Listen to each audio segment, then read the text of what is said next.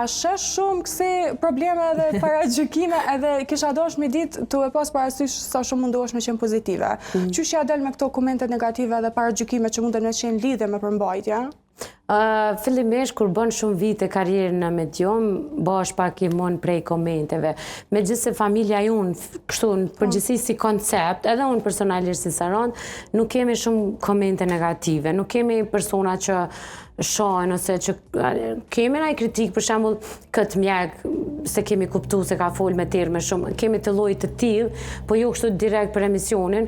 po ajo po, kjo është mas shumë të që thamë bre ofre, pse do të gjithë krejtve njëjtë përgjigje mja këthy, se kur thot, çka është kjo, nëse kuptova veç 1 minutë ke video, okej, tani unë jam kthej, që videon 1 minutë që e ke pa, mundesh me gjetë të plot në Facebook ose në YouTube, e gjenja shej linkun. Me thonë pak pritojnë me hi me ullumtu me gjetë të kanale, dhe me gjithësone çdo emision e thamë, komplet emisionet tona e gjeni në kanalin tonë zyrtar në YouTube, familja jonë.